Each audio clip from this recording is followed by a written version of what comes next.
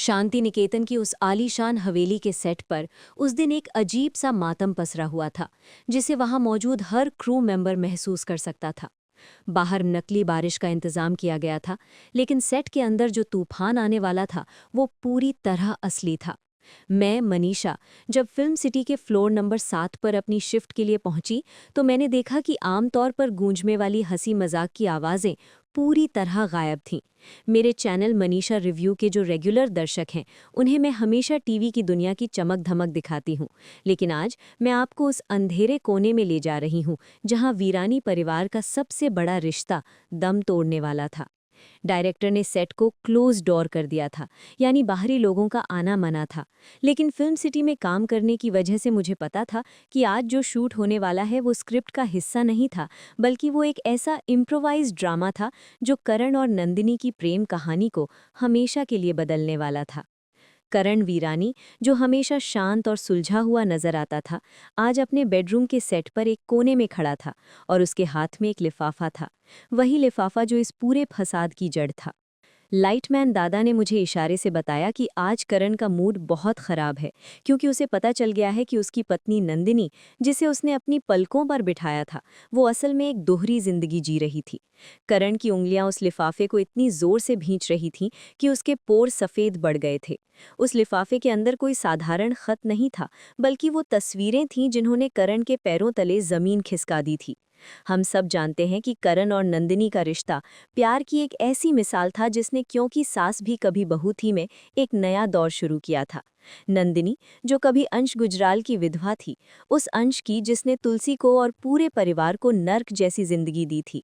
करण ने नंदिनी का हाथ तब थामा था जब पूरी दुनिया उसके खिलाफ थी। उसने नंदिनी के अतीत को, उसके दुखों को अपनाया था, लेकिन आज उसी भरोसे का कत्ल हो चुका था।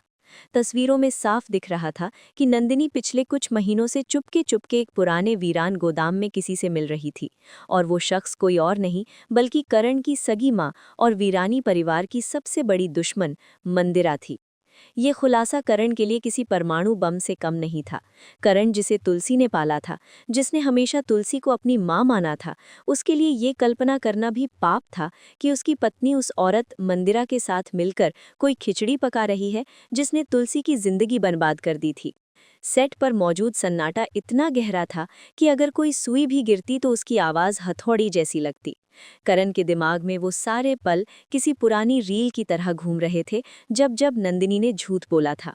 मुझे याद है, एक बार लंच ब्रेक के दौरान मैंने सुना था कि नंदिनी के किरदार में एक डार्क शेड आने वाला है, लेकिन इतना गहरा होगा ये किसी ने नहीं सोचा था। करण को अब समझ आ रहा था कि क्यों नंदिनी अक्सर मंदिर जाने के बहाने घर से घंटों गायब रहती थी। क्यों उसके फ़ोन पर अजीबोगरीब समय पर कॉल्स आते थे और वो घबराकर छत पर चली जाती थी। वो भोलापन जो नंदिनी के चेहरे पर हमेशा रहता था, अब करण को वो एक मुखौटा लग रहा था। सबसे ज्यादा दर्दनाक बात ये थी कि नंदिनी ने मंदिरा जैसी औरत से हाथ मिलाया था। करण, जो खुद मंदिरा का बेटा होने के बावजूद अपनी पहचान तुलसी के बेटे के रूप में देखता था, उसके लिए ये सिर्फ धोखा नहीं था, ये उसकी परवरिश और उसके अस्तित्व पर हमला था। क्या नंदिनी अब भी अंश गुजराल की यादों से जुड़ी थी? क्या वो मंदिरा के साथ मिलकर वीरानी इंडस्ट्रीज को हथियाने का प्लान बना रही थी? ये सवाल करण की आंखों में साफ पढ़े जा सकते थे, जो अब आंसुओं की जगह गुस्से से लाल हो चुकी थी। उधर मेकअप रूम में नंदिनी अपने शॉट का इंतजार कर रही थी, पूरी तरह अनजान कि उसका राज खुल चुका है। फिल्म सिटी के गलियारों में खबरें बहुत तेज फैलती हैं, और मुझे मेरे सूत्रों ने बताया कि स्क्रिप्ट राइटर ने मौके पर ही सीन बदल दिया था। अब करण नंदिनी से सवाल नहीं पूछने वाला था, बल्कि वो सीधे फैसला सुनाने वाला था। कैमरा रोल होने से ठीक पहले करण ने उस लिफाफे को टेबल पर पटका, और सेट पर मौजूद हर शख्स का दिल दहल गया। वो सीन सिर्फ एक अभिनय नहीं लग रहा था, ऐसा लग रहा था कि करण वीरानी का किरदार उस अभिनेता पर हावी हो गया है। उसने अपनी शादी की तस्वीर को उठाया और दीवार पर दे मारा। कांच के टुकड़े बिखर गए, ठीक वैसे ही जैसे करण का भरोसा बिखरा था। ये वो पल था जब मनीषा रिव्यू के जरिए मैं आपको बताना चाहती हूँ कि स्क्रीन पर दिखने वाला ड्रामा कभी-कभी रूह को झकझोर कर देता है। करण के मन में द्वंद्व चल रहा था।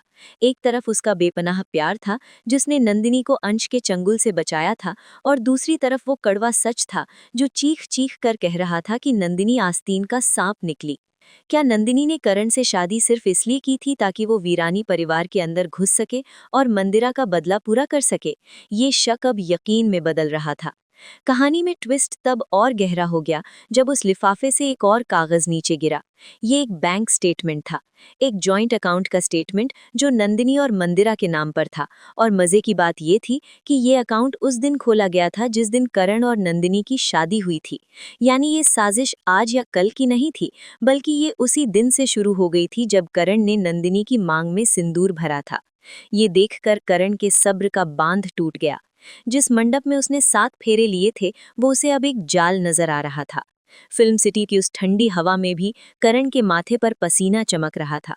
उसे अपनी माँ तुलसी का चेहरा याद आ रहा था। तुलसी जिसने नंदिनी को अपनी बेटी की तरह अपनाया था, जिसने दुनिया से लड़कर इन दोनों की शादी करवाई थी।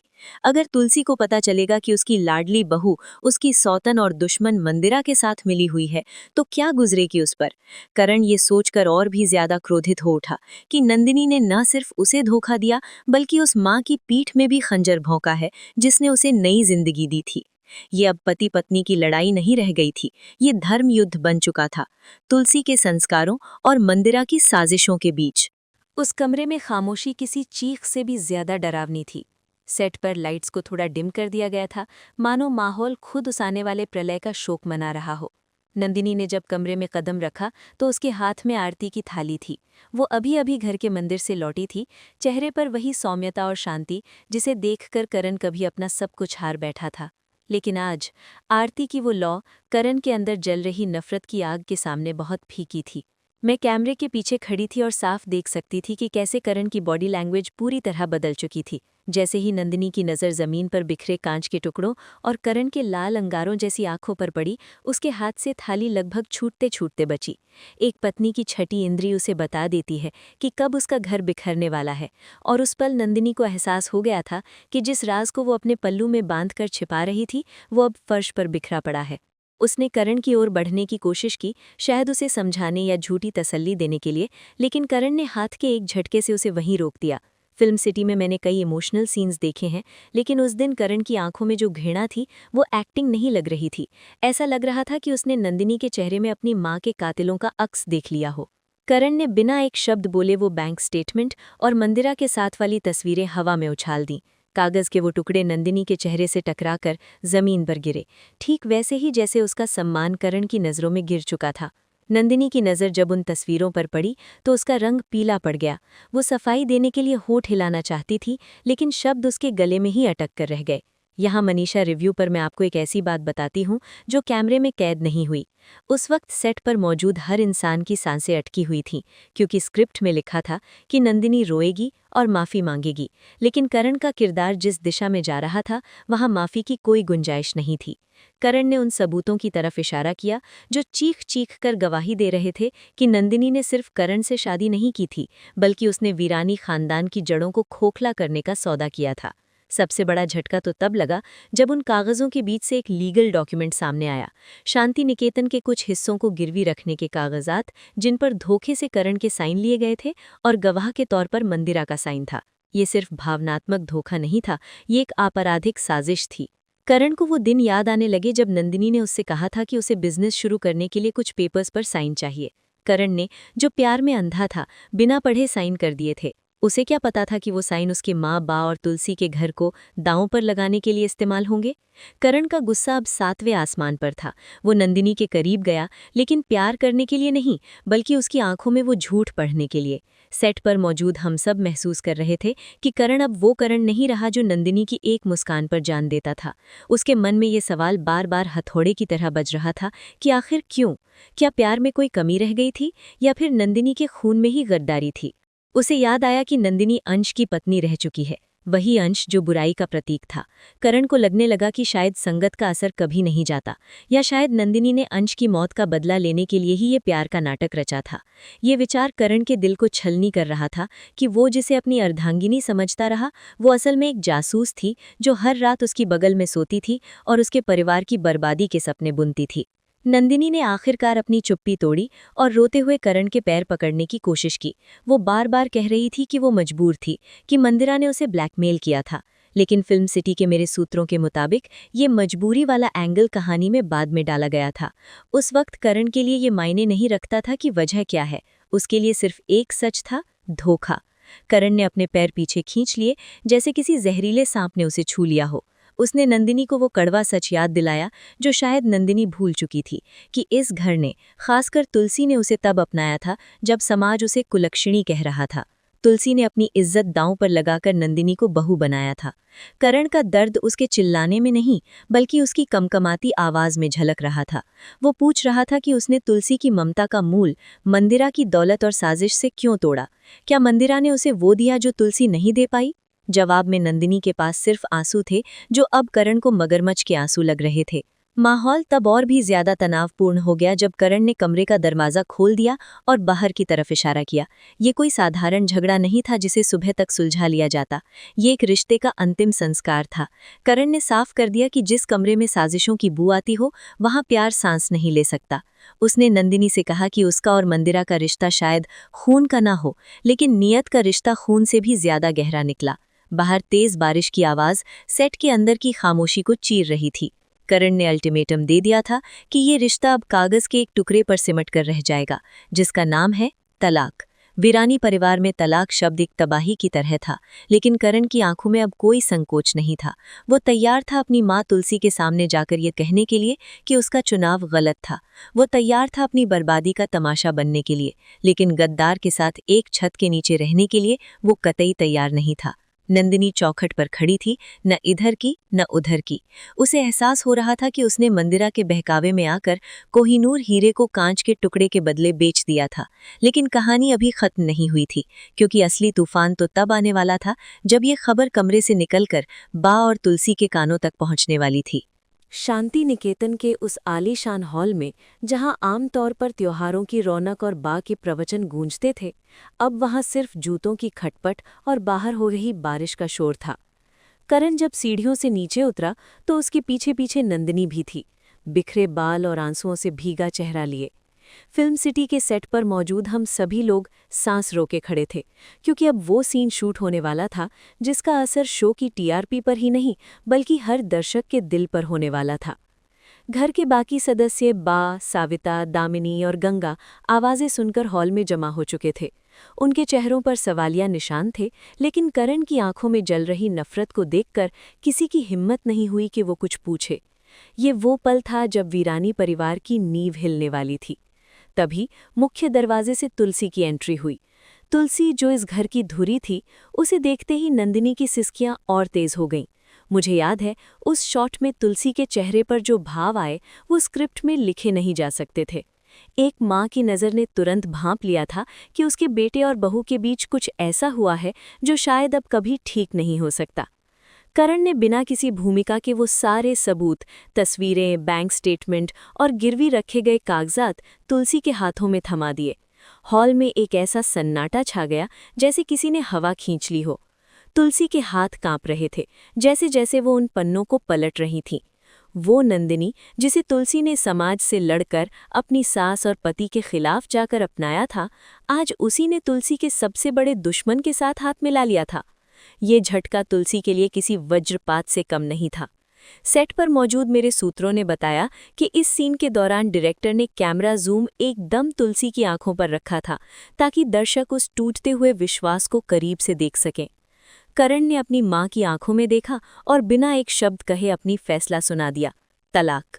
उसने पास पड़ी एक मेज से पेन उठाया और उन कागजों पर साइन कर दिए जो अब तक सिर्फ धमकी लग रहे थे।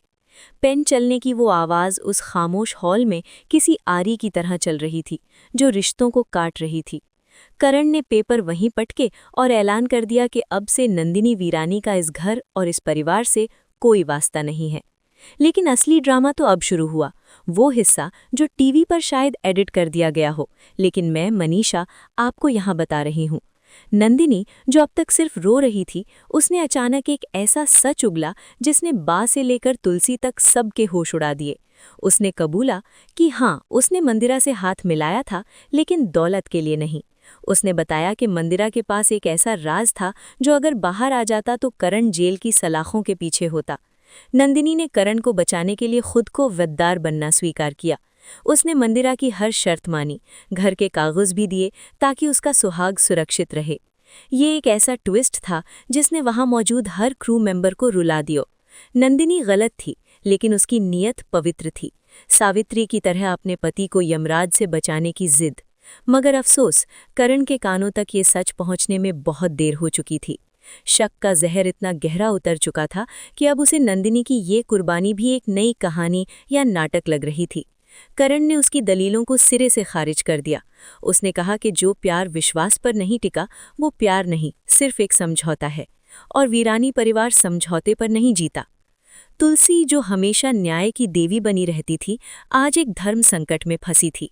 एक तरफ उसका बेटा था जिसका भरोसा टूटा था, और दूसरी तरफ वो बहू थी जिसने शायद अपने तरीके से पति को बचाने की कोशिश की थी, लेकिन रास्ता गलत चुना था। तुलसी ने नंदिनी की तरफ देखा। उसकी आंखों में ममता थी, लेकिन होठों पर फैसला था। उसने नंदिनी को रोकने की कोशिश नहीं की। ये क्योंकि सास भी कभी बहू थी के इतिहास का सबसे दर्दनाक सीन था। तुलसी जानती थी कि अगर नंदिनी इस घर में रही तो करण हर पल मरेगा। एक माँ ने अपनी ममता की बलि देकर अपने बेटे के स्वाभिमान को चुना। तुलसी ने धीरे से अपना चेहरा फेर लिया, जो नंदिनी के लिए इस बात का संकेत था कि अब शांति निकेतन के दरवाजे उसके लिए बंद हो चुके हैं। बाहर बारिश और तेज हो गई थी, मानो प्रकृति भी इस विदाई पर रो रही हो। नंदिनी ने बा के चरणों की धूल ली, तुलसी की तरफ एक आखिरी उम्मीद भरी नजर डाली और फिर उस घर की दहलीज पार कर दी जिसे उसने अपना मंदिर माना था। पीछे रह गया तो सिर्फ करण, जो अब अपनी जीत पर नहीं बल्कि अपनी हार पर खड़ा था, अकेला, तन्हा और टूटा हुआ। जैसे ही डायरेक्टर ने कट बोला, सेट पर कई मिनटों तक कोई अपनी जगह से नहीं हिला।